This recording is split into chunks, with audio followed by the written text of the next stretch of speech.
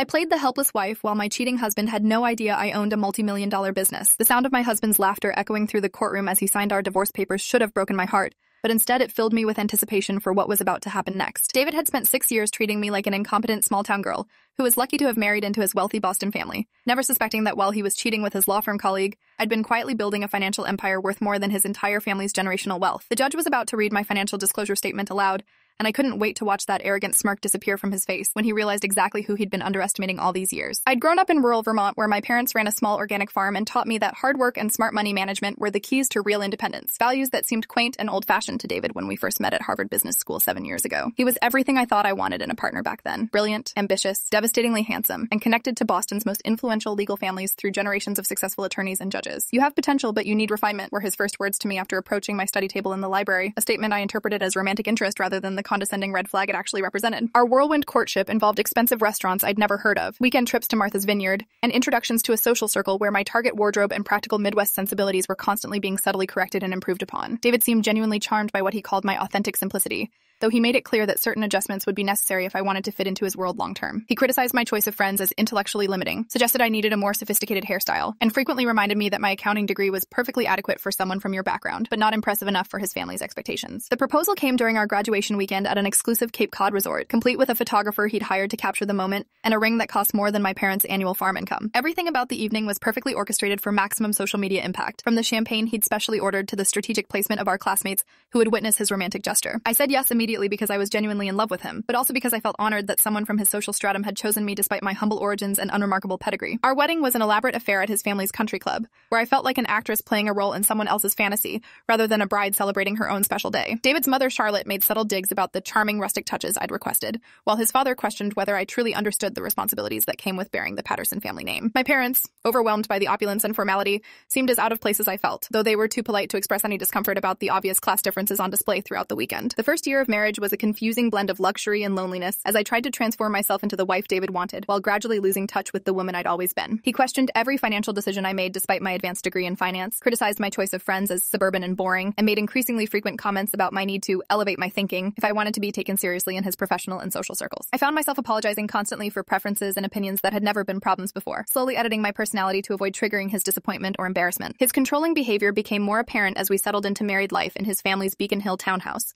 a property that had been in their family for 3 generations, and made me feel like a temporary guest rather than a co-owner. David monitored our joint bank accounts obsessively, while spending freely on his own interests, questioned my purchases of business books and professional development materials as unnecessary expenses, and frequently reminded me that my modest salary contribution hardly justified having equal say in our financial decisions. Meanwhile, he thought nothing of spending thousands on golf club memberships, expensive wines, and luxury items that enhanced his professional image. The isolation from my support system happened gradually but systematically, as David found reasons why visits to Vermont were impractical, why my college friends weren't sophisticated enough for dinner parties at our home, and why my interests in financial consulting were cute hobbies rather than serious career ambitions. He encouraged me to focus on supporting his career advancement instead of pursuing my own professional goals, suggesting that my energy would be better spent on networking with other attorneys' wives and learning to host the kind of elegant gatherings that would impress his partners and potential clients. 2 years into our marriage, I discovered my passion for investment strategy and financial planning when the small firm where I worked began expanding into wealth management services for high net worth clients. I volunteered to learn the advisory side of the business and found I had an intuitive understanding of market patterns and portfolio optimization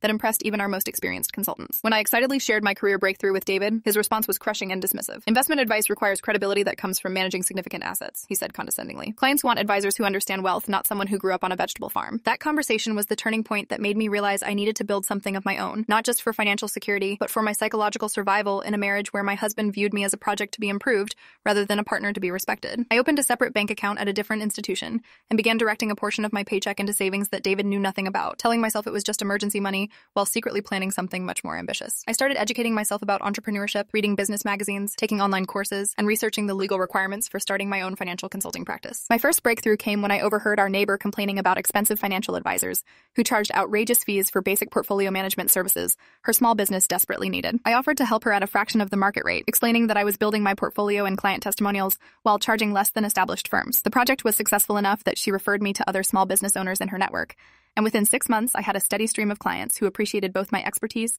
and my reasonable pricing structure. Working nights and weekends while David attended his endless networking events and client dinners, I gradually built a thriving consultancy practice that specialized in helping small businesses optimize their financial strategies and plan for sustainable growth. I converted our rarely used guest room into a home office, telling David it was for continuing education courses when he occasionally noticed the additional furniture and equipment. He rarely questioned my activities because he was increasingly absent from our marriage, both physically and emotionally, claiming that his demanding work schedule required constant attention and sacrifice from both of us. The business grew faster than I'd anticipated, as word spread about my ability to help clients increase their profitability through strategic financial restructuring and investment planning. Within 2 years, I was earning more from my consulting practice than from my official job, though I was careful to keep the growth hidden from David by reinvesting profits immediately and maintaining the appearance of financial dependence on his salary and family connections. I also began making strategic investments in emerging technology companies and real estate opportunities, using my growing network of business contacts to identify promising ventures before they became widely known. My secret life became increasingly complex as I managed a growing client base, investment portfolio, and business expansion while maintaining the facade of being David's underachieving wife who needed constant guidance and correction. I worked from coffee shops during lunch breaks, took client calls from our walk-in closet to muffle sound, and scheduled meetings during times when David was guaranteed to be occupied with his own professional obligations. The deception was exhausting, but exhilarating, as each new client and successful investment brought me closer to true independence from his family's money and social approval. The turning point came when one of my clients, a tech startup founder,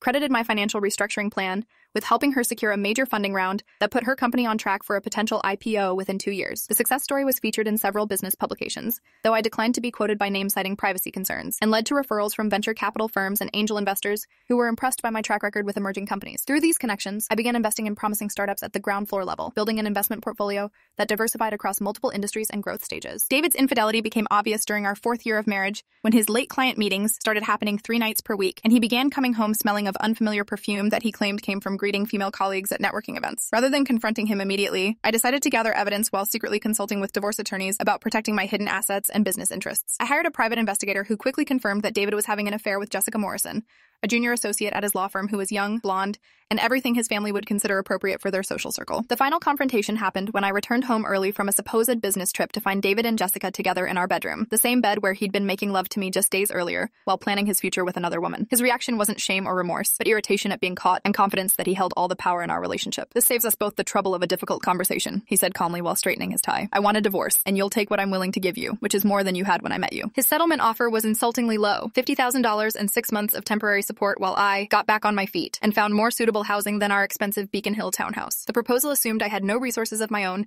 and no knowledge of my legal rights, treating me like the helpless farm girl he'd always believed me to be, despite 6 years of marriage and my advanced education. His lawyer's threatening letters emphasized that fighting their generous offer would be expensive and futile, since David's family connections would ensure that any prolonged legal battle would drain my limited resources while protecting his substantial inheritance and professional income. What David didn't realize was that I'd been preparing for this moment for over 2 years, carefully documenting our marital assets while building my own separate empire that he knew nothing about. My divorce attorney was Rebecca Chen, a formidable litigator who specialized in high-asset divorces and had a reputation for protecting women's financial interests against wealthy men who tried to use their resources as weapons. Rebecca's strategy was to let David maintain his false assumptions about my financial dependence until the perfect moment to reveal the truth in court, where his overconfidence would work against him. The months leading up to our court date were filled with David's attempts to intimidate me through social isolation and financial pressure, as his family's influence caused mutual friends to choose sides and professional contacts to distance themselves from me. He spread rumors about my mental stability and professional competence, while simultaneously offering slightly better settlement terms if I would agree to sign immediately and avoid the embarrassment of a public trial. His confidence was absolute because he genuinely believed that a woman from my background couldn't possibly have built anything significant without his family's money and connections supporting her efforts. During this period, my business experienced explosive growth as I secured several major contracts with national retail chains and technology companies that needed comprehensive financial strategy overhauls. I also launched a fintech startup focused on AI-driven investment advice for small businesses, which attracted seed funding from prominent venture capital firms and quickly gained thousands of users during its beta testing phase. My investment portfolio was performing exceptionally well across multiple sectors, and I'd quietly purchased 2 commercial properties in emerging markets that were already appreciating faster than projected. The morning of our final court hearing, David arrived at the courthouse looking like he was attending a celebration rather than a divorce proceeding, laughing and joking with his legal team about how quickly they'd be able to finalize what he considered a foregone conclusion. He made a point of signing the initial divorce decree with flourish, even winking at me across the courtroom as if sharing a private joke about my naive belief that I could challenge his superior resources and connections. His performance was designed to humiliate me in front of Judge Anderson and demonstrate his complete confidence in the outcome. Judge Anderson, a no-nonsense woman in her 60s with a reputation for fairness and intolerance for legal games, listened patiently as David's attorney presented their case for minimal asset division based on my supposed financial dependence throughout our marriage. They painted me as an unsophisticated woman who had benefited from David's generosity and social elevation, but contributed nothing substantial to our marital estate that would justify significant compensation beyond basic survival needs. David nodded approvingly throughout their presentation, occasionally glancing at me with the same condescending smile I'd endured for 6 years. When Rebecca stood to present my case, the atmosphere in the courtroom shifted dramatically as she methodically destroyed every assumption David had made about my financial capabilities and contributions to our marriage. She presented evidence of his hidden assets, his deceptive financial disclosures, and his pattern of financial control and emotional manipulation throughout our relationship. But the real surprise came when she requested permission to submit my complete financial disclosure, which we'd strategically withheld until this crucial moment when David's overconfidence had committed him to his false narrative about my dependence. Judge Anderson opened the sealed envelope containing my financial statement, and her eyebrows rose as she reviewed the contents, the only visible sign of surprise from the otherwise composed jurist. The courtroom fell completely silent as she prepared to read my assets aloud, a legal requirement that would expose the truth David had never suspected. I watched his face carefully, knowing this would be the moment when years of his arrogance and dismissiveness would finally be repaid with the shock of discovering who I really was beneath the persona he'd tried to create. For the record, Judge Anderson began, her voice carrying clearly through the silent courtroom. Alexandra Patterson Financial Solutions, a consulting firm established 4 years ago. Current valuation based on contracts, intellectual property, and projected earnings, $3.2 million. David's expression shifted from confusion to disbelief as the numbers registered. Investment portfolio, including technology stocks, real estate holdings, and startup investments, $8.7 million. His face had gone completely white, his confident smirk replaced by stunned horror as the reality of my success became undeniable. Commercial real estate properties purchased independently, $2.1 million. Intellectual property rights and pending patents, $1.6 million. Total disclosed assets, $15.6 million. The silence that followed was deafening as David stared at me like he was seeing a complete stranger, his entire worldview crumbling as he realized that the woman he'd dismissed as financially incompetent had built an empire worth more than his family's generational wealth while he was busy betraying our marriage. Judge Anderson's ruling reflected her displeasure with David's deceptive financial disclosures and his attorney's attempts to minimize my contributions to our marital success. Not only would I keep my separate business and investments, but I would receive a substantial portion of our actual marital assets due to David's dishonesty during the legal process. The house would be sold with proceeds divided in my favor, and I would receive ongoing support payments based on David's actual income, rather than the reduced figures he'd initially reported. Walking out of that courthouse, I felt not triumph, but liberation from 6 years of being told I wasn't smart enough, sophisticated enough, or valuable enough to deserve respect and equality in my own marriage. David's final words to me were accusations that I'd planned his downfall all along, unable to accept that his own arrogance and infidelity had created the circumstances for his humiliation. Today, my company has expanded internationally, my investments continue growing, and I've established a foundation helping women achieve financial independence after leaving controlling relationships. The woman who once apologized for her Target clothes and small-town background now owns properties in 3 countries and employs over 50 people who share my values about respecting clients, regardless of their social status or background. Sometimes what looks like an ending is actually the beginning of discovering who you were meant to be all along.